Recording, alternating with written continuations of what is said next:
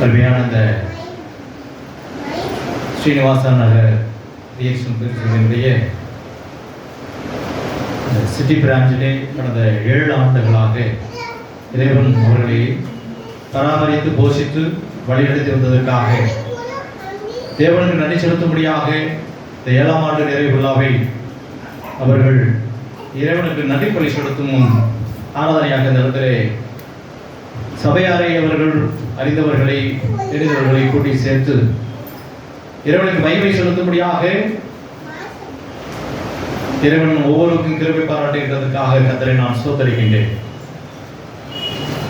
கர்த்தர் செய்த நன்மைகள் எல்லாம் இணைத்து எப்பொழுதும் அவருக்கு நன்றி செலுத்துவது தேவனுடைய பிள்ளைகளுக்கு அது முக்கியமான ஒன்றாக இருக்கிறது.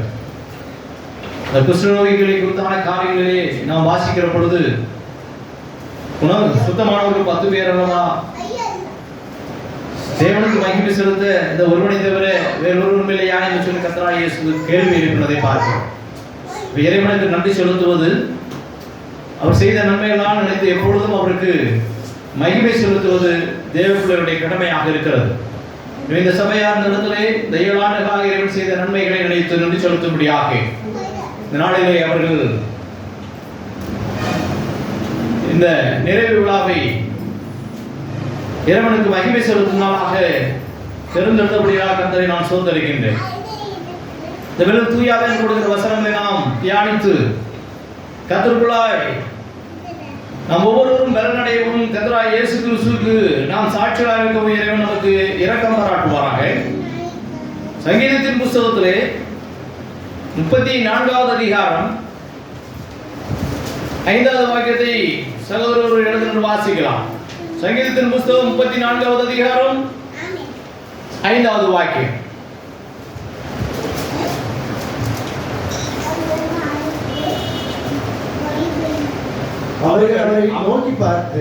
அவர்கள் அவரை நோக்கி பார்த்து பிரகாசம் அடைந்தார்கள். அவர்கள் முகங்கள் வெட்கப்படவில்லை என்று சொல்லி இங்கே தாவீது தன்னுடைய குமாரனாகிய மகனுக்கு தப்பி தன்னுடைய ராஜ்யத்தை இழந்து அவர் தப்பி போன பொழுது அவர் பாடிய ஒரு பாடலின் ஒரு பகுதியாக இருக்கிறது. தாவீது அபிமெலேக்குக்கு முன்பாக வேஷமாறின போது அவனால் துரத்தி விடப்படுகையில் பாடின சங்கீதம் என்று சொல்லி இங்கு வாசிக்கிறோம். ஒரு பெரிய ராஜா அவர் தன்னுடைய ராஜ்யத்தை அவர் இழந்து போகிறார். ஆனால் அவர் சொல்லுகிற காரியங்களை பார்த்தால் அதன் தொடர்ந்து சில வசனங்களை வாசித்தால் அது மிகவும் ஆச்சரியமாக இருக்கும். வாசிகள் முதல் 1வது வசனம், கர்த்தரை நான் எக்காலத்திலும் ஸ்தோத்தரிப்பேன், அவர் துதி எப்போதும் என் வாயில் இருக்கும் என்று அவர் சொல்லுகிறார். எப்பொழுது இந்த வாக்கியத்தை அவர் சொல்லுகிறார் என்று சொன்னால் தன்னுடைய ஸ்தானத்தை அவர் இழந்து போய் தன்னுடைய அதிகாரத்தை அவர் இழந்து போய் அந்த மிகப்பெரிய ஒரு சமூகத்தை விட்டு அவர் துரத்தி விடப்படுகையில், அரண்மனை விட்டு துரத்தி விடப்படுகையில் அவர் தேவனை நினைக்கிறார். கர்த்தரை நான் எக்காலத்திலும் ஸ்தோத்தரிப்பேன், அவர் துதி எப்போதும் என் வாயில் இருக்கும் என்று அவர் சொல்லுகிறார். இந்த தாவீது ராஜாவிடத்திலிருந்து நாம் கற்றுக்கொள்ளக்கூடிய காரியங்கள் அது அநேகமாக இருக்கிறது. அங்கே அவர் தொடர்ந்து சொல்லுகிறார் 2வது வாக்கியம்,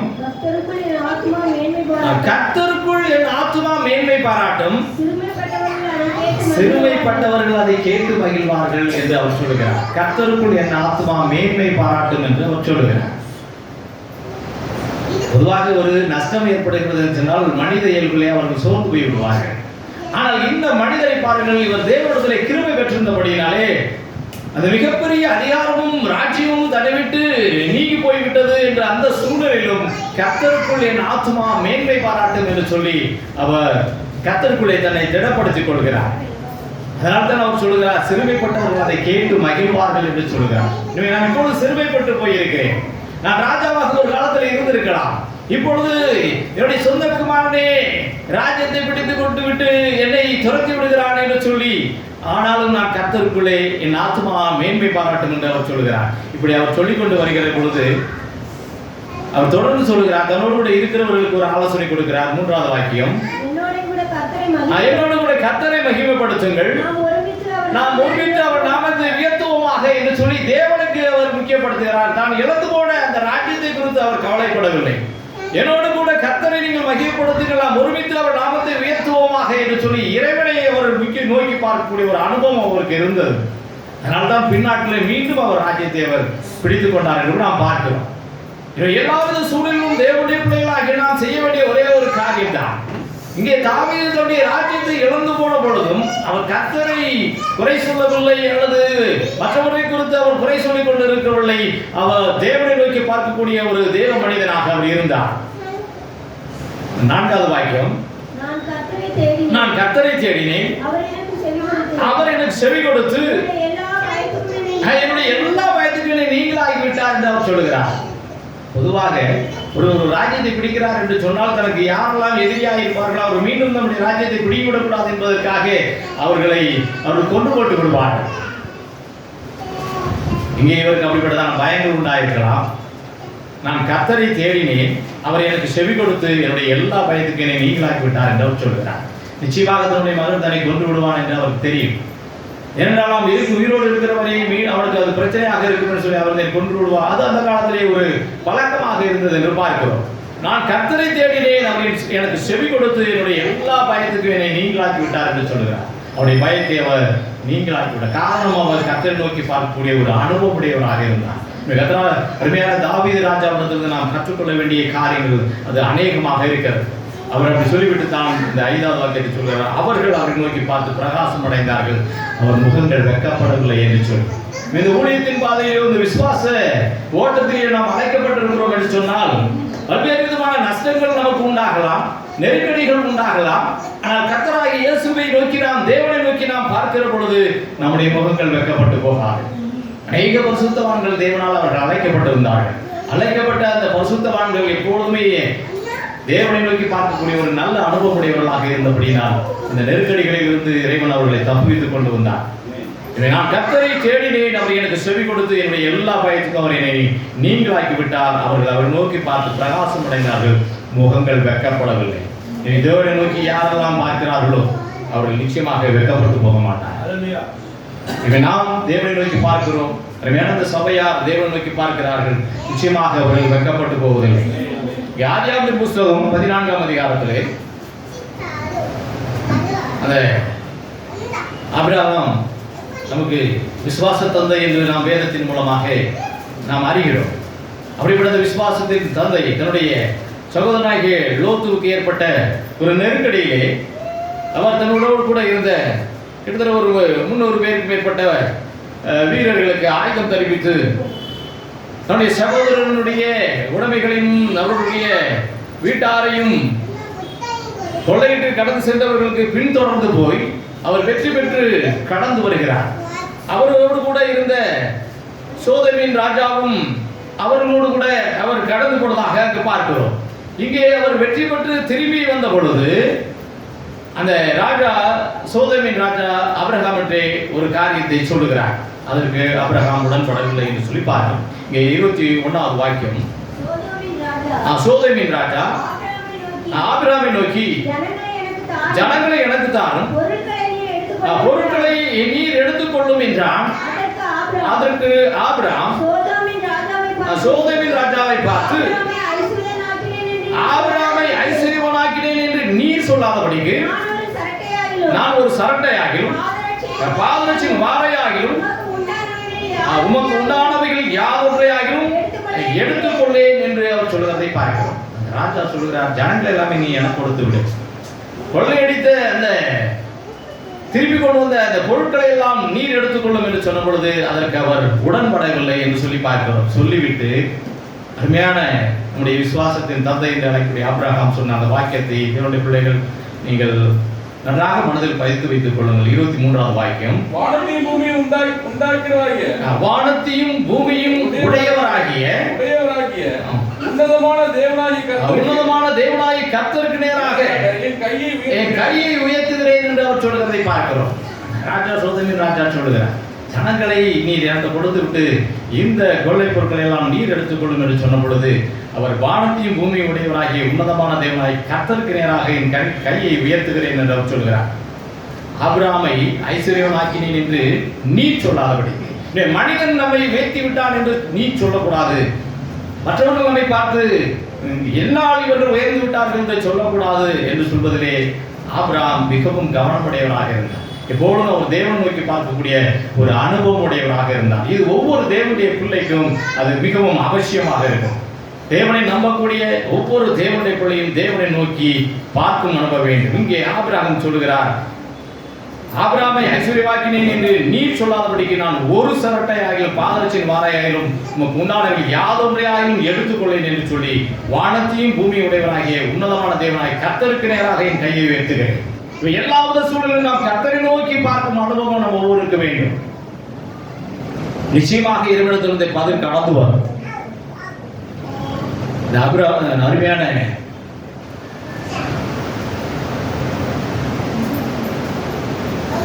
ஆபிரகாமுடைய வாழ்க்கையினுடைய காரியங்களுக்கு இந்த காரியங்கள்லாம் நடந்த பின்பு இறைவன் அவருக்கு தரிசனமாகி அந்த 15ஆம் அதிகாரத்திலே அவரை திடப்படுத்துகிறார்.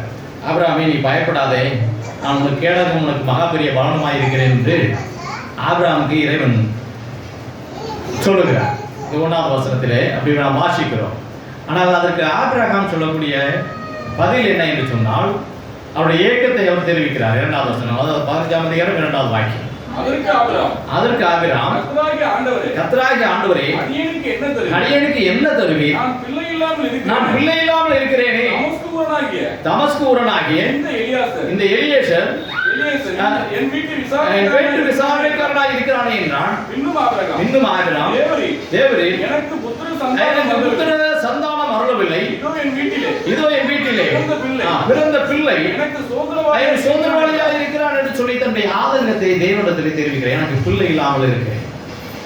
ஆனால் தேவன் அங்கே சொல்கிறார், அவனுக்கு கர்த்தருடைய வார்த்தை அவனுக்கு உண்டாகி, இவன் உனக்கு சுதந்திரவாளி இல்லை, உன் கற்பர் பொறுப்பாக இருப்பவன் உனக்கு சுதந்திரவாளி ஆவான் என்று சொல்லி அவர் அவனை வெளியே அழைத்து, நீ வானத்தை அண்ணாந்து வா, நட்சத்திரங்களை என்ன உன்னால் கூடுமானால் அவைகளை என்ன என்று சொல்லி பின்பு அவனை நோக்கி, உன் சந்ததி இவனமாய் இருக்கும் என்றார். இந்த வானத்தின் நட்சத்திரங்கள் எல்லாம் நீ என்ன கூடுமானால் என்ன என்று சொல்லுகிறார். நிச்சயமாக அதை எண்ண முடியாது என்று சொல்லி நமக்கு தெரியும். ஆபிரகாம் அதை அறிந்திருப்பார். அப்படியே உன்னுடைய சந்ததி இவ்வளமாய் இருக்கும் என்றார். அப்பொழுது அவர்களுக்கு பிள்ளை இல்லை, அவருக்கு வயது சென்று விட்டது, மனைவிக்குரிய அந்த வழிபாடுகள் நின்று போய்விட்டது.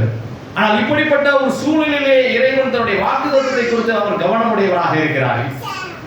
இவன் உன் சுதந்திரவாளி அல்ல, உன் கற்பப்பிறப்பை உனக்கு சுதந்திரவாளியாக இருப்பான் என்று சொல்லிவிட்டு தான் அவர் வெளியே அழைத்து வானத்தை அண்ணாந்துவார் என்று சொல்லி, உங்களுள்ள நட்சத்திரங்களால் நீ எண்ணிப்பார், உன் சந்ததி இவ்வண்ணமாய் இருக்கும் என்று சொல்லி சொன்னதாக பார்க்கிறோம். அவன் கர்த்தரை விசுவாசித்தான், அதை அவர் அவனுக்கு நீதியாக எண்ணினார். அப்படி ஒன்றுமில்லாமையில் இருந்து கர்த்தர் எல்லாவற்றையும் உருவாக்கக்கூடிய தேவனாக இருக்கிறார். போதகர்களுடைய காரியம் நமக்கு தெரியும். திருமணம் முடிந்திருக்கிற 7 ஆண்டுகள் அவர்கள் காத்திருந்தார்கள், பிள்ளையில்லாமல் காத்திருந்தார்கள். கர்த்தரை நோக்கி அவர்கள் முறையிட்டிருப்பார்கள். எத்தனையோ வேதனைகள் இருந்திருக்கலாம், எத்தனையோ பழிச்சொல்கள் இருந்திருக்கலாம். ஆனால் கர்த்தரை நோக்கி பார்த்தபடினாலே நாட்களிலே 2 ஆண் பிள்ளைகளை கொடுத்து கர்த்தர் ஆசீர்வதித்திருக்கிறார். எனவே தேவன் வாக்குத்தத்தத்தை கொடுத்து அவர் என்னைக்குமே அவர் உண்மையுள்ளவராக இருக்கிறார். பவுல் அப்போஸ்தலர் சொல்லுகிறார், ஒருவேளை நான் உண்மையுள்ளவனாயிராவிட்டாலும் என்னை அழைத்தவர் உண்மையுள்ளவர் என்று அவர் சொல்லுகிறார். நாம் ஒருவேளை உண்மை இல்லாதவர்களாக இல்லாமல் இருக்கலாம். ஆனால் நம்மை அழைத்த தேவன் அவர் உண்மையுள்ளவராக இருக்கிறபடினாலே அவர் நம்மை அழைத்து அவர் கூப்பிடுகிறார். உன் சந்ததி இவ்வண்ணமாக இருக்கும் என்று சொல்லி ஆபிரகாம் கொடுத்தார். அந்த வாக்குத்தத்தத்தை அவன் விசுவாசித்தான், அதை அவர் அவனுக்கு நீதியாக எண்ணினார் என்று பார்க்கிறோம். இந்த நீதி எங்கே இருந்து நமக்கு வருகிறது என்று சொல்லி பார்க்கும்போது அது கர்த்தராகிய இயேசு கிறிஸ்துவிடத்திலிருந்து நமக்கு வருகிறது என்று பார்க்கிறோம். நீங்கள் சங்கீதத்தின் புத்தகத்திலே நீங்கள் 2வது அதிகாரத்திலே 8வது வாக்கியத்தை நீங்கள் வாசித்து பார்ப்பீர்கள் என்று சொன்னால் அங்கே ஒரு வாக்கியம் இருக்கிறது. தேவனுடைய பிள்ளைகள் எல்லாம் கேட்க வேண்டும், இறைவனிடத்திலே விண்ணப்பங்களை ஏறெடுக்க வேண்டும். என்னை கேளும், அப்பொழுது ஜாதிகள் உமக்கு சுதந்திரமாகவும் பூமியின் எல்லைகளை உமக்கு சொந்தமாகவும் கொடுப்பேன் என்று சொல்லி இறைவன் வாக்கு கொடுத்திருக்கிறார். இதுல முன்னால் சில வசனங்களை நீங்கள் வாசித்து பார்த்தீர்கள் என்று சொன்னால் அது கர்த்தராகிய இயேசு கிறிஸ்துவை குறித்து சொல்லக்கூடிய வசனங்கள் அங்கு இருக்கு. அப்பொழுது அவர் தமது கோபத்திலே அவர்களோடு பேசி தமது உக்கிரத்திலே அவர்களை கலங்க பண்ணுவார். நான் என்னுடைய பரிசுத்த பர்வதமாய் சீயோனிலே என்னுடைய ராஜாவை அபிஷேகம் பண்ணி வைத்தேன் என்றார். தீர்மானத்தின் விவரம் சொல்லுவேன். கர்த்தரை நோக்கி, நீர் என்னுடைய குமாரன், இன்று நான் உன்னை ஜெனிப்பித்தேன். தீர்மானத்தின் விவரம் சொல்லுவேன். கர்த்தர் என்னை நோக்கி, நீர் என்னுடைய குமாரன், இன்று நான் உன்னை ஜெனிப்பித்தேன்.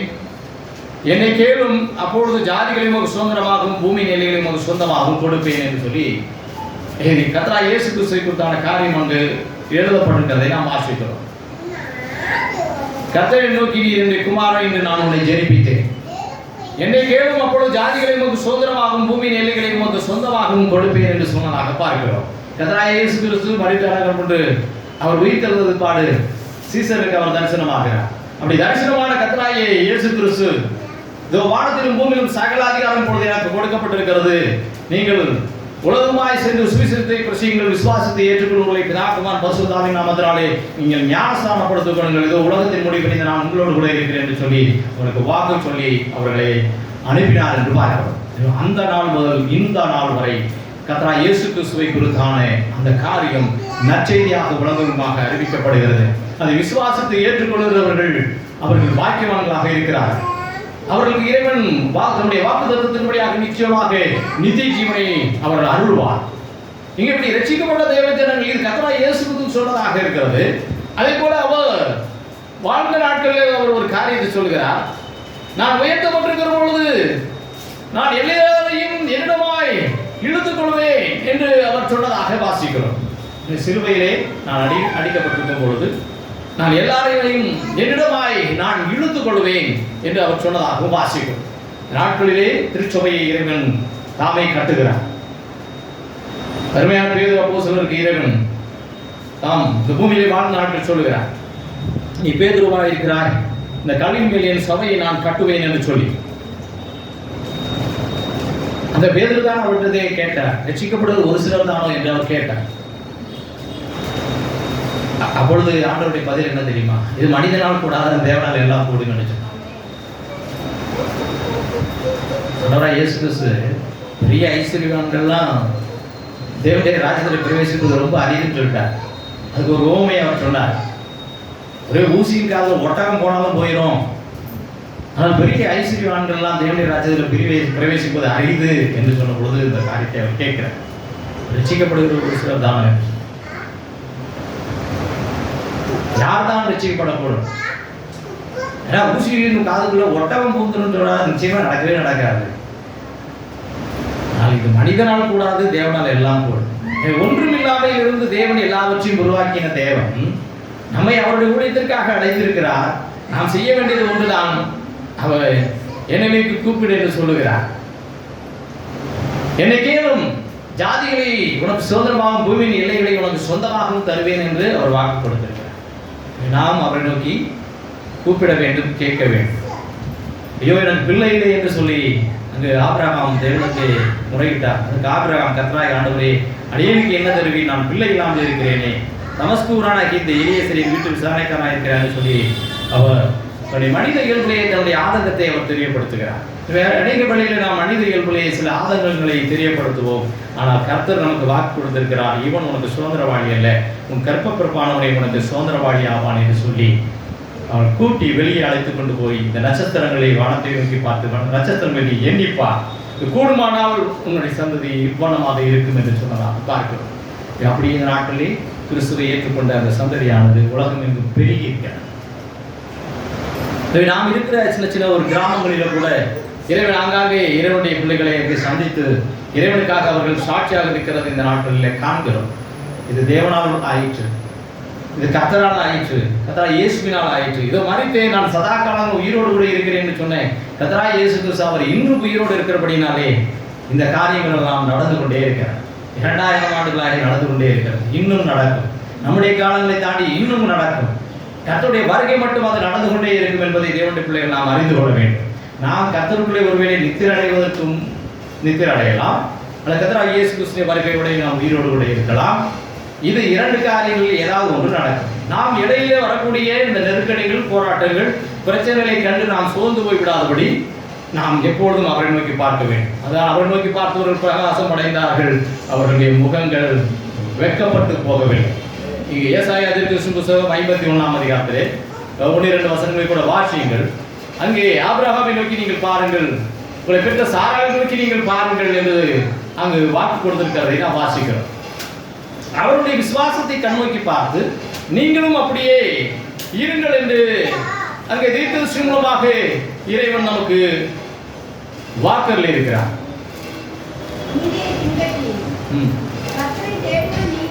நீதியை பின்பற்றி கர்த்தரை தேடுகிற நீங்கள் எனக்கு செவி கொடுங்கள். நீங்கள் வெட்டி எடுக்கப்பட்ட கன்மலையையும் நீங்கள் தோண்டி எடுக்கப்பட்ட துறவின் குழியை நோக்கி பாருங்கள். அடுத்த வசனம். உங்கள் தகப்பனாகிய ஆபிரகாமையும் உங்களை பெற்ற சாராளையும் நோக்கி பாருங்கள். அவன் ஒருவனாய் இருக்கையில் நான் அவனை அழைத்து அவனை ஆசீர்வதித்து அவனை பெருக பண்ணினேன். எனவே நாம் ஒருவராய் இருக்கிறோம் என்று சொல்லலாம். நாம் கவலைப்படலாம். கர்த்தர் நம்மை அழைத்திருக்கிறாரா?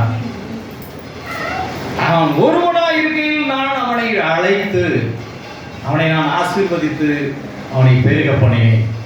ஒரு ஊருக்கு இருந்தால் அந்த ஊரில் ஒரு மனிதர் இருந்தால் போதும், அவன் கர்த்தருக்கு என்று பயந்து உண்மையாக தன்னை அர்ப்பணிக்கிறான் என்று சொன்னால் தேவன் அவனை கொண்டு பெரிய காரியங்களை செய்வான். அநேக பரிசுத்தவான்கள் வாழ்க்கை அப்படித்தான் இருந்தது. அவர் முழுமையாக தங்களை இறைவனுக்கு அர்ப்பணித்து இருந்தார்கள். உங்கள் தகப்பனாகிய ஆபிரகாமையும் உங்களை பெற்ற சாராளையும் நீங்கள் நோக்கி பாருங்கள். அவன் ஒருவனாய் இருக்கையில் அவனை நான் அழைத்து அவனை ஆசீர்வதித்து அவனை பெருக பண்ணினேன் என்று அவர் சொல்லுகிறதை பாருங்கள். அப்படியே இந்த சபையாரையும் தேவன் அவர் ஆசீர்வதித்து பெருக பண்ண கடவர். நிச்சயமாக கர்த்தருடைய வார்த்தை அப்படியே இருக்கிறது. இங்கே சங்கீதத்தின் புஸ்தகத்திலே எசேக்கியேல் 36ஆம் அதிகாரம் 36 வசனம் வாசிப்போம். எசேக்கியேல் தீர்க்கதரிசி புஸ்தகத்திலே 36ஆம் அதிகாரம் 36 37 வசனம்.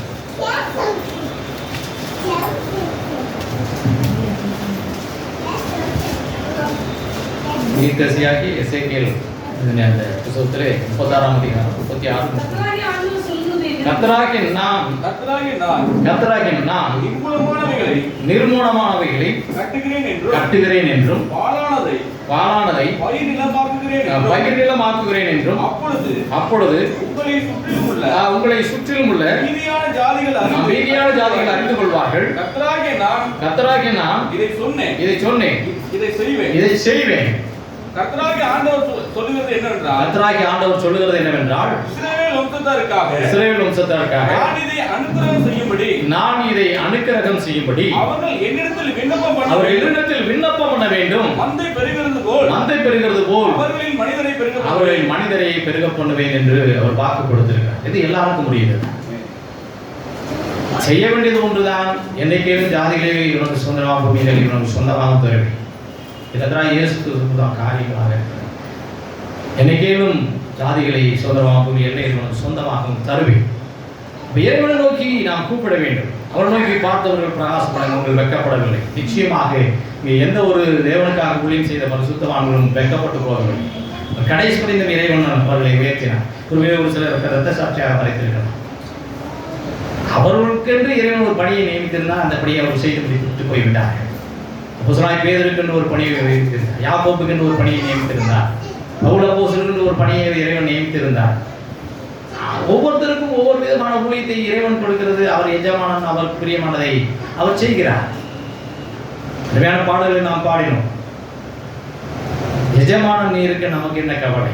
எனவே அவர் எஜமானனாக இருந்து நம்மை வேலைக்காரராக அவர் அழைத்திருக்கிறார். வேலைக்காரருடைய வேலை என்ன என்று சொன்னால் எஜமான் என்ன சொல்கிறாரோ அதை செய்வதுதான். மற்றபடி அமைதியாக ஒரு மூலையில் போய் உட்கார்ந்திருக்க வேண்டியதான். ஒருவர் நாம் உயர்த்தி பேசுவதற்கு ஒன்றுமில்லை, அது தாழ்த்தி பேசுவதற்கு ஒன்றுமில்லை. கர்த்தருடைய நாமம் மகிமைப்பட வேண்டும். கர்த்தராகிய ஆண்டவர் சொல்கிறது என்னவென்றால், இஸ்ரவேல் வம்சத்திற்காக நான் இதை அனுக்கிரகம் செய்யும்படி அவர்கள் என்னிடத்தில் விண்ணப்பம் பண்ண வேண்டும். இறைவனிடத்திலே விண்ணப்பம் பண்ண வேண்டும். கர்த்தராகிய இயேசு கிறிஸ்துவிடத்திலே பேதுரு அப்போஸ்தலர் அவர் உயிர்த்தெழுந்தது, இயேசு கிறிஸ்து உயிர்த்தெழுந்தது போல ஒரு காரியத்தை கேட்டார். நீ என்னிடத்தில் அன்பா இருக்கிறாயா? ஆண்டவரே, நான் உன்னிடத்தில் அன்பா இருக்கிறேன். அவர் மீண்டும் 3 தடவை அந்த காரியத்தை கேட்கிறார். உடனே அவருக்கு மிகவும் வருத்தமாகி விடுகிறது. ஆண்டவரே, நீ எல்லாவற்றையும் நீர் அறிந்திருக்கிறீர் என்று சொல்லி தன்னை முழுமையாக ஒப்பு கொடுத்து விட்டார். எல்லாவற்றையும் வந்திருக்கார். நாம் யார் என்று அவருக்கு தெரியும். நாம் எப்படிப்பட்டவர்கள் என்று அவருக்கு தெரியும். வேற யாரும் நம்ம பற்றி சாட்சி சொல்ல வேண்டிய அவசியம் கிடையாது. இறைவன் எல்லாவற்றையும் அறிந்திருக்கிறார். இவர்களிலும் அதிகமாய் நீ என்னிடத்தில் அன்பாய் இருக்கிறாயா? அப்ப தேவனிடத்தில் உண்மையாக நாம் அன்பாய் இருக்கிறோம் என்று சொன்னால் அவருடைய கற்பனைகளை நாம் கை கொள்வோம். அப்படி நாம் கர்த்தருடைய வசனங்களை கற்பனைகளை கை கொள்கிறோம் என்று சொன்னால் பிதாவாகிய தேவனும் கர்த்தராகிய இயேசு கிறிஸ்து நிச்சயமாக நம்மிடத்தில் வந்து அவர்கள் வாசம் பண்ணுவார்கள் என்று சொல்லி தான் கர்த்தராகிய இயேசு கிறிஸ்து வாக்கு கொடுத்திருக்கிறார். இங்கே பாருங்கள், இங்கே இந்த பேதுரு அப்போஸ்தலர் அவர்கள்,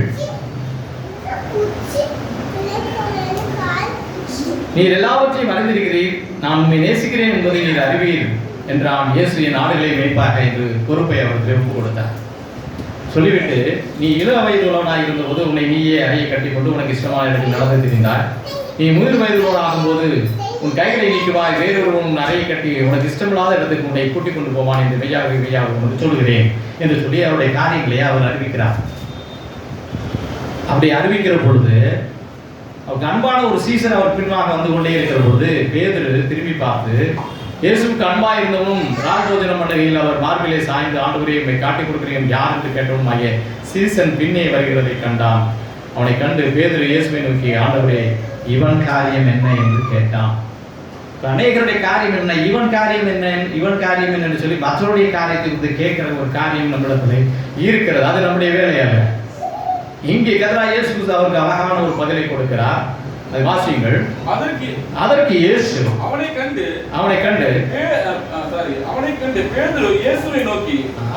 பேதுரு இயேசுவை நோக்கி, ஆண்டவரே இவன் காரியம் என்ன என்றார். அதற்கு இயேசு, நான் வருவளவும் இவன் இருக்க எனக்கு சித்தமானால் உனக்கு என்ன,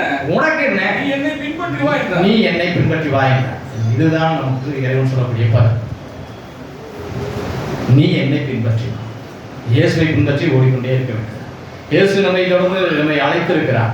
அவர் ஒருவனாய் இருக்கையில் அழைத்து ஆபிரகாமை ஆசீர்வதித்து அவரை பெருக பண்ணினார். அப்படியே நாம் ஒருவராக இருக்கலாம் அல்லது இருவராக இருக்கலாம், நாம் கர்த்தர் மீது நம்பிக்கை வைத்து தொடர்ந்து விண்ணப்பங்களை ஏறெடுக்க வேண்டும். இதை நான் அவர்களுக்கு அனுக்கிரகம் பண்ணும்படி அவர்கள் இடத்துல விண்ணப்பம் பண்ண வேண்டும் என்று அவர் சொல்லுவதை பார்க்கிறோம். விண்ணப்பம் பண்ணுவோமாக, என்னை கேளும் ஜாதிகளோடு சோதரம் பூமி எல்லை உனக்கு சொந்தமாக கொடுப்பேன் என்பது நான் வாக்கு தத்தம். ஒவ்வொருவரும் நாம் இருக்கக்கூடிய இடங்களிலே ஒரு 10 பேரையாவது கர்த்தர் சந்திக்கும்படியாக நாம் ஜெபிக்க வேண்டும். இங்கே சங்கீதம் 115ஆம் அதிகாரத்திலே 12 வசனங்களை வாசியுங்கள். தேவன் நம்மை நினைத்திருக்கிறார், நிச்சயமாக அவர் ஆசீர்வதிப்பார். கர்த்தர் நம்மை நினைத்திருக்கிறார், அவர் ஆசீர்வதிப்பார்.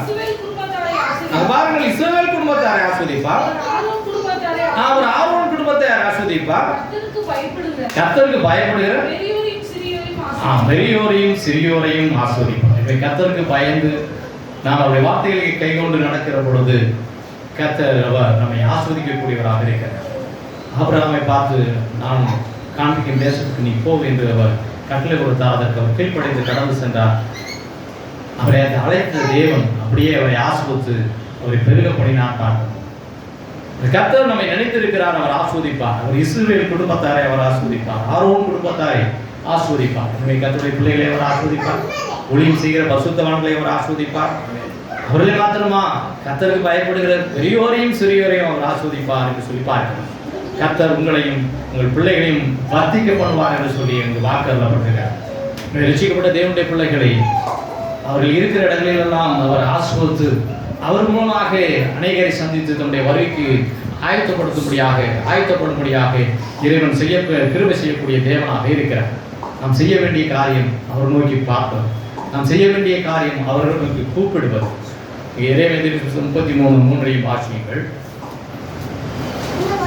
நீ எனக்கு கூப்பிடு என்றுதான் இறைவன் சொல்கிறார். எனக்கு கூப்பிடு, அப்பொழுது நான் உனக்கு உத்தரவு கொடுத்து நீ அறியாததும் உனக்கு எட்டாவதுமான பெரிய காரியங்களை அறிவிப்பேன். எனவே இறைவன் ஒவ்வொருவருக்கும் சொல்லக்கூடிய வாக்குறுத்தம், என்னை நோக்கி நீ கூப்பிடு என்று அவர் சொல்கிறார்.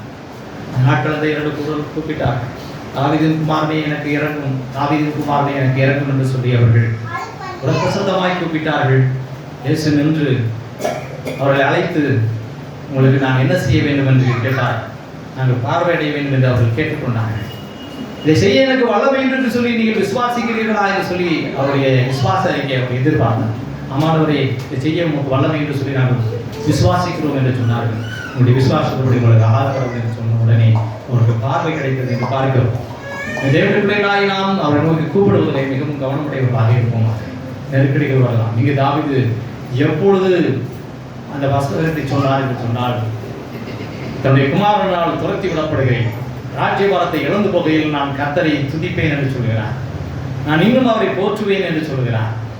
என் ஆத்மா அவருக்குள்ளே களிகூறும் என்று சொல்கிறார். இந்த ராஜ்யபாரம், இந்த பதவிகள் இதெல்லாம் ஒரு நாள் இருக்கும், ஒரு நாள் காணாமல் போய்விடும். ஆனால் நித்திய காலமாக நமக்கென்று ஒரு இடத்தை ஆயத்தம் பண்ணும்படி கர்த்தராகிய இயேசு பரலோகத்துக்கு கடந்து போயிருக்கிறார். அந்த இடத்தை அவர் ஆயத்தம் பண்ணும் மீண்டுமாய் கடந்து வந்து நம்மை அங்கே அழைத்து செல்லும்படி வரப்போகிறார். இதுதான் சத்தியமாக இருக்கிறது. இந்த உலக வாழ்வு என்பது அதிகபட்சமாக 80 வருடங்கள். வேதம் அப்படித்தான் சொல்லுகிறது. பலத்தின் மிகுதியினால் 80 வருடங்கள். அப்ப 80 வருடத்துக்கு முன்பாக இந்த ஊழியத்தை செய்யும்படி யாரோ ஒரு இறைவன் ஏற்படுத்துவார். அவர் எஜமானன். எஜமானன் நீர் இருக்க எனக்கு என்ன கவலை? கர்த்தர் எஜமானாக இருந்து நம்மை அழைத்திருக்கிறார். தேவனுடைய பிள்ளைகள் தொடர்ந்து நாம் முன்னேறுவோமாக. நிச்சயமாக கர்த்தர் நம்மை வழி நடத்துவார். அவர் அழைத்து சொல்வார். கர்த்தரே நமக்கு வெளிச்சமாக இருப்பார் என்று சொல்லி ஒரு வாக்குகள் இருக்கிறார். ஏசாயா தீர்க்கதரிசி புத்தகம் 60ஆம் அதிகாரத்திலே நீங்கள் 20 சில வசனங்களை வாசிங்கள். 20 முதல் சில வசனங்கள். ஏசாயா தீர்க்கதரிசி புத்தகம் 60ஆம் அதிகாரம். உன் சூரியன் இனி அஸ்தமிப்பதும் இல்லை.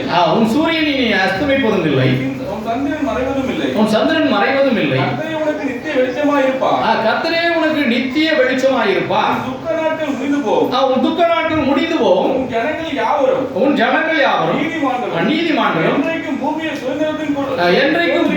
சுதந்திரத்தின் குடிகளும் நான் நட்ட கிளைகளும் நான் மகிமைப்படும்படி என் கரங்களின் கிரிகளுமாய் இருப்பார்கள். சின்னவனாயிரமும் சிறியவன் பலத்த ஜாதியுமா கர்த்தராகிய நான் ஏற்ற காலத்தில் தீவிரமாக நடப்பிப்பேன். ஒரு காலத்தை நியமித்திருக்கிறார், அவர் ஒரு காலத்தை நியமித்திருக்கிறார். நம்ம அவசரமா பார்த்து சின்னவனாயும் சிறியவன் பலத்த ஜாதிமான் கர்த்தராகிய நான் ஏற்ற காலத்தில் இது தீவிரமாய் நடப்பிப்பேன். ஏற்ற காலத்தில் தான் தேவன் நடப்பிப்பார். ஒரு திருமணம் நடக்கிறது என்றால் கணவன் மனைவி ஒரு குடும்ப வாழ்க்கையில் ஈடுபடுவார்கள். சகோதரியான கற்பகுதியாகி குழந்தையை பெற்றெடுக்கிற ஒரு அனுபவத்தை பார்க்கிறது. அதற்கு குறித்த காலங்களை இறைவன் நியமித்திருக்கிறார். அந்த குறித்த காலங்கள் வரைக்கும் தாயின் தப்பத்திலே குழந்தை இருக்க வேண்டும். அதற்கு முன்னதாக வந்துவிட்டால் அது குறைப்பிரசவம் என்று ஆகிவிடும். அப்ப கர்த்தர் ஒவ்வொரு வாக்குத்தத்தத்தை குறித்தும் அவர் நேர்த்தியாக எதிர்காலத்தில் செய்யக்கூடிய அவர் தேவனாக இருக்கிறார் என்று சொல்லி பரிசுத்த வேதாகமும் நமக்கு போதிக்கிறார். அப்ப அந்த காலங்கள் வரை காத்திருக்க வேண்டியது நம்முடைய காரியமாக பொறுமை நமக்கு அவசியமாக இருக்கிறது.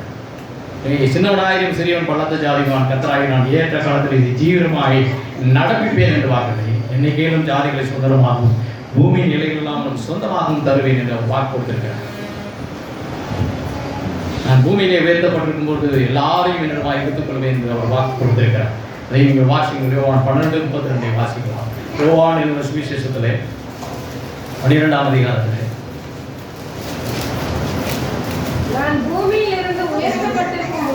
நான் பூமியிலிருந்து உயர்த்தப்பட்டிருக்கும் போது எல்லாரையும் என்னிடத்தில் இழுத்துக் கொள்வேன் என்றார். கர்த்தராகிய இயேசு கிறிஸ்து அவர் வாக்குறுதி கடந்து எல்லாரையும் என்னிடமாக இழுத்துக் கொள்வேன். சவுலுடைய வாழ்க்கையை பாருங்க. அவர் ஸ்தேவான் என்று சொல்லக்கூடிய ஒரு தேவ மனிதனை கொண்டு வருவதற்கு ஒரு காரணமாக ஒரு கருவியாக இருந்தவர். ஆனால் இறைவன் அவரை சந்திக்கிறார். நம்முடைய பார்வை வேறு, இறைவனுடைய பார்வை வேறு. இறைவன் யாரை வேணாலும் எங்க இருந்தாலும் கூப்பிட்டு அவருடைய ஊழியத்தை பணிக்க முடியும். அவன் திருடனாக இருக்கலாம், கொள்ளைக்காரனாக யாராவது இருக்கலாம்.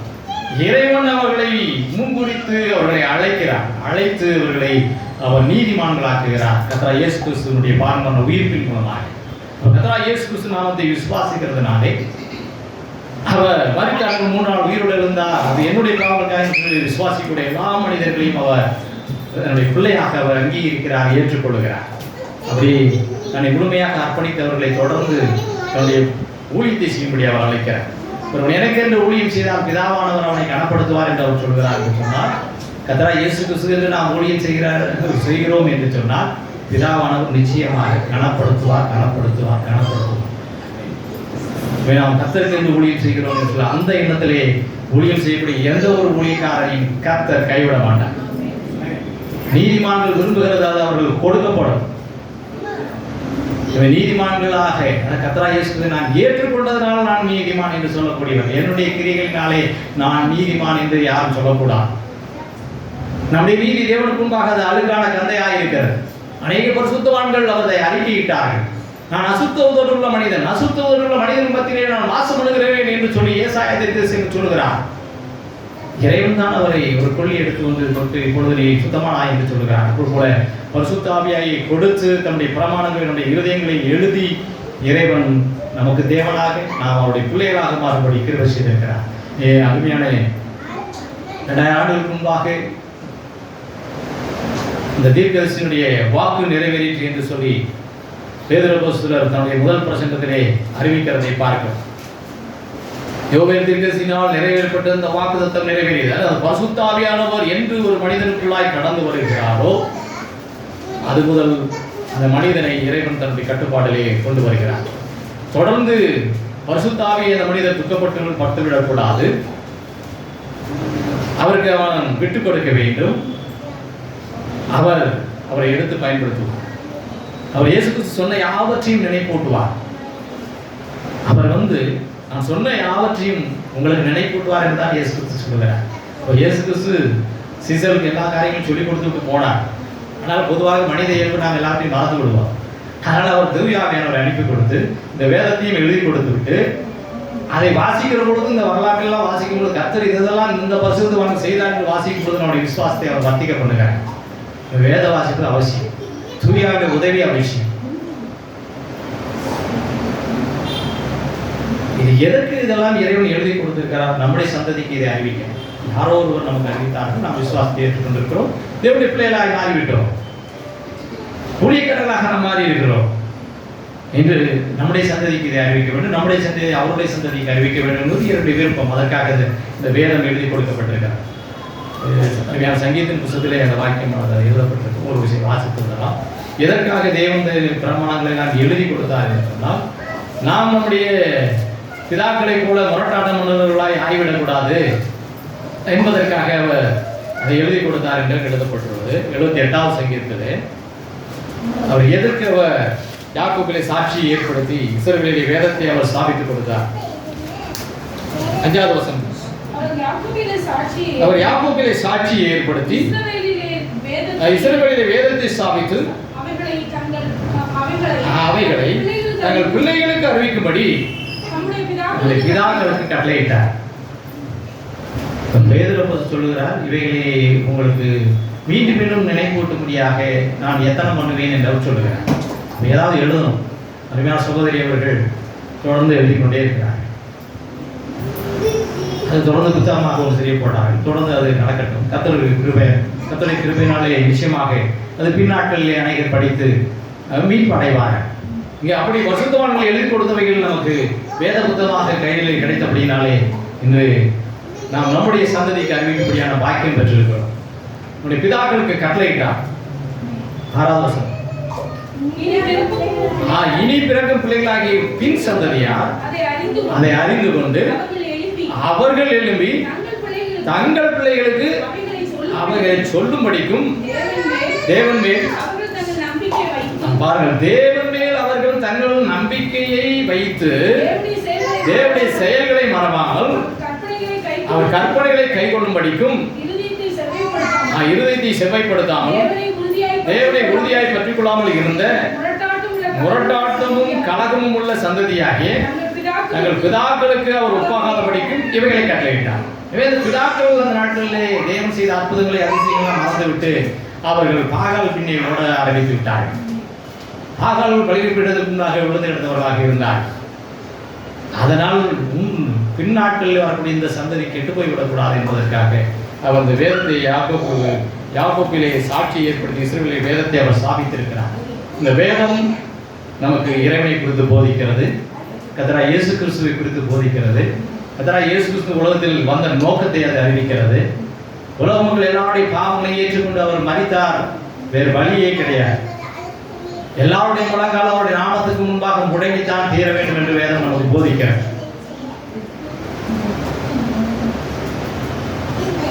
காலை வேளையிலே வழக்கமாக இந்த வேத தியானத்தை பட்டியலில் இருக்கும்படியாக வாசிக்கும்படியான ஒரு சூழல் வாசிக்கும் பொழுது அப்போஸ்தலர் நடவடிக்கைகள் 9ஆம் அதிகாரத்தில் அருமையான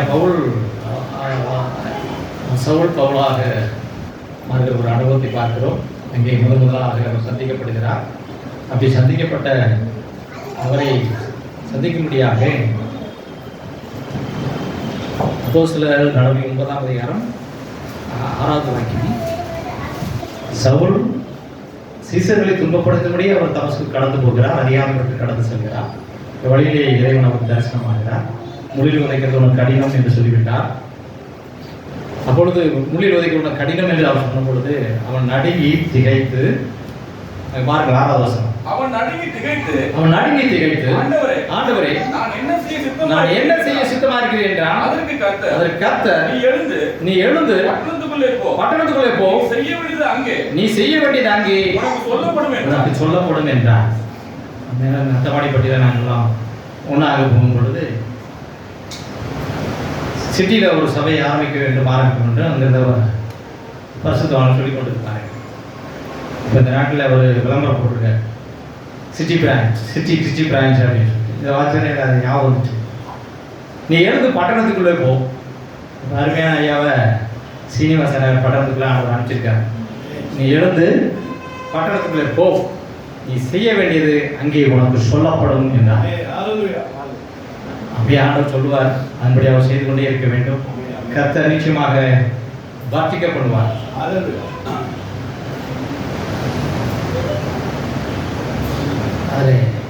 நீ பட்டணத்தில் போ. 11வது வாக்கியத்தை வாசிங்க. அப்பொழுது கர்த்தர் நீ எழுந்து நேர்த்திரு எனப்பட்ட தெருவுக்கு போய் யூதாவின் வீட்டிலே தர்சு பட்டணத்தானாகிய சவுல் என்னும் பேரில் ஒருவனை தேடு, அவன் இப்பொழுது ஜெபம் பண்ணுகிறான். ஆனால் அவர் சொன்ன காரியம் என்ன என்று சொன்னால், ஐயோ இந்த மனிதன் பரிசுத்தவான்கள் செய்த தீமைகள் எல்லாம் நீர் அறிந்திருக்கிறீர் என்று சொல்லி, அதற்கு அனனியா, ஆண்டவரே இந்த மனுஷன் எருசலேமிலே உம்முடைய பரிசுத்தவான்களுக்கு எத்தனையோ பொல்லாங்கு செய்தான் என்று அவனை குறித்து அநேகரால் கேள்விப்பட்டிருக்கிறேன். இங்கே உம்முடைய நாமத்தை தொழுது கொள்கிற யாவரையும் கட்டும்படி அவன் பிரதான ஆசிரியர் அதிகாரம் பெற்றிருக்கிறானே என்றான். அதற்கு அப்போ இது ஒரு ஊழியக்காரர்களுடைய ஒரு எண்ணம். நேரடியாக அவர் பார்க்கிறார், அவருடைய காரியங்களாக சந்தித்தவர்கள் அவர் பண்ணின காரியங்களாக பார்க்கிறார். ஆனால் ஆண்டவர்கள் அழைத்த நோக்கம் என்ன? அவர் அடுத்த வசனத்தில் சொல்கிறார், 15வது வசனம், அதற்கு கர்த்தர் நீ போ, அவன் புறஜாதிகளுக்கும் ராஜாக்களுக்கும் இஸ்ரவேல் புத்திரருக்கும் என்னுடைய நாமத்தை அறிவிக்கிறதற்காக நான் தெரிந்து கொண்ட பாத்திரமாய் இருக்கிறான். இதுதான் கர்த்தருடைய பார்வை. தேவனுடைய பார்வை ஒன்று, நம்முடைய பார்வை அது வேறாக இருக்கிறது. இங்கேயும் உடைய நாமத்தை தொழுகிற யாவரையும் கட்டும்படி அவன் பிரதான ஆசிரியர் அதிகாரம் பெற்றிருக்கிறானே, நீ அவருக்கு போய் ஜெபம் பண்ண வேண்டும் என்று சொல்கிறேன் என்று சொல்லி தேவனத்திலே அந்த அனனியா என்று சொல்லக்கூடிய ஒரு சீசன் சொன்னதாக பார்க்கிறேன். அதற்கு கர்த்தர் நீ போ, அவன் புறஜாதிக்கும் ராஜாக்களுக்கும் இஸ்ரவேல் புத்திரருக்கும் என்னுடைய நாமத்தை அறிவிக்கிற நான் தெரிந்து கொண்ட பாத்திரமாயிருக்கிறேன்.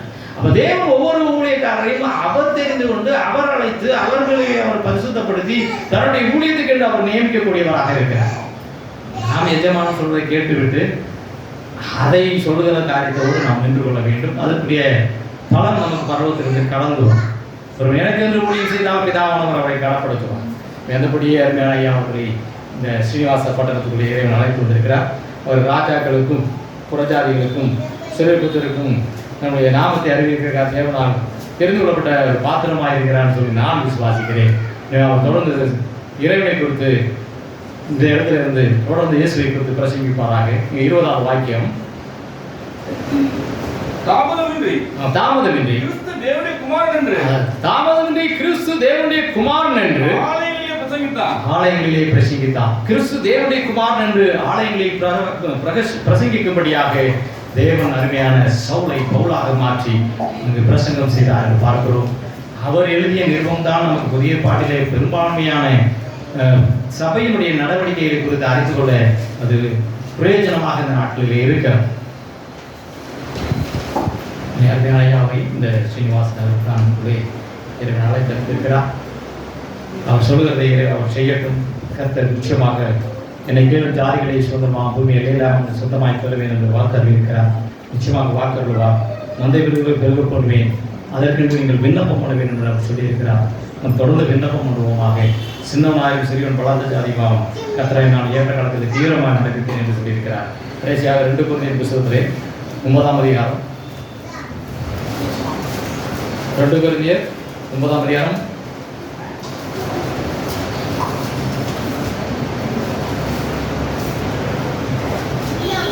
10வது வாக்கியம்.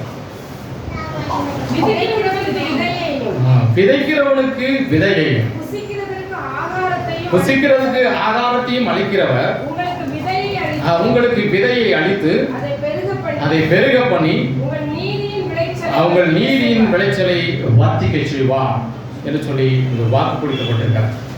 இது பொதுவாகவே ஏழைகளுக்கு கொடுத்தான் அவனுடைய நீதி என்னதைக்கு நிற்கும் என்று எழுதியிருக்கிறபடி ஆகும். விதைக்கிறவனுக்கு விதையையும் புசிக்கிறதுக்கு ஆகாரத்தையும் அளிக்கிறவர் உங்களுக்கு விதையை அளித்து அதை பெருக பண்ணி உங்கள் நீதியின் விளைச்சலை அவர் வர்த்திக்க செய்வார்.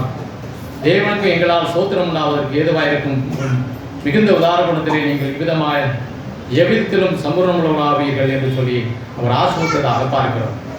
விதைக்கிறவனுக்கு விதையும் புசிக்கிறதுக்கு ஆகாரத்தை அளிக்கிறவர் உங்களுக்கு விதையை அளித்து அதை பெருக பண்ணுவார். இந்த விதை இந்த வேதவசனமாக இருக்கிறது. இந்த விதையை நாம் எல்லாருக்கும் நாம் விதைப்போமாக. ஏற்ற காலத்திலே அதை இறைவன் பெருக பண்ணுவார். களஞ்சியத்திலே சேர்க்கப்படும். கோதுமைக்கு முன்பாக பதரை மாத்திரம் என்று சொல்கிறார். எனவே நாம் கர்த்தருக்குள்ளே உண்மையாக இருந்த இந்த திருப்பணியை நாம் தொடர்ந்து செய்வோமாக. நிச்சயமாக கர்த்தர் நம்மை வர்த்திக்க பண்ணுவார். ஏனென்றால் அவர் ஆகாரத்தை அளிக்கிறதுல உங்களுக்கு விதையை அளித்து அதை பெருக பண்ணுவார். உங்களை நீதியின் விளைச்சலை அவர் வர்த்திக்க செய்வார். அவர்களுக்கு பார்த்தவர்கள் முகங்கள் ஒரு நாளும் அது வைக்கப்பட்டு போகாது. நாம் ஒவ்வொருவரும் அவர்களுக்கு பார்த்து கொண்டே இருக்கிறோம். உண்மையான சபையார் அவர்களுக்கு பார்த்து கொண்டே இருக்கிறார்கள். அநேக காரியங்களுடைய அவர்கள் விண்ணப்பங்கள் கேட்கப்பட்டிருக்கிறது, பதிலும் கிடைத்திருக்கிறார். தொடர்ந்து மற்ற காரியங்களையும் அப்படியே அவர்கள் கேட்டு கற்றுக்கொள்வாராக. நாம் வந்திருக்கிற சபையாலும் இந்த சபையை நாம் ஆஸ்வதிப்போமாக. கர்த்தரும் இதை நிச்சயமாக இந்த வார்த்தையின்படி ஆஸ்வதிப்பார். அருமையான சபையாளர் சேர்ந்து மட்டுமாக இப்படிப்பட்டதான வேதவசனத்தை தியானிக்கும்படியாக அடையாளத்தை கர்த்தரை நான் சோதரிக்கின்றேன். இப்பொழுது எங்களுக்காக அந்த வையம்பட்டி பிராந்தத்திலே இறைவன் சபையை ஸ்தாபித்த நோக்கங்களை நிறைவேற்றும் அநேகருக்கு எங்களுக்காக சொல்லி கர்த்தர் வார்த்தைகளை ஆஸ்வதிப்பார். ஆமாம்.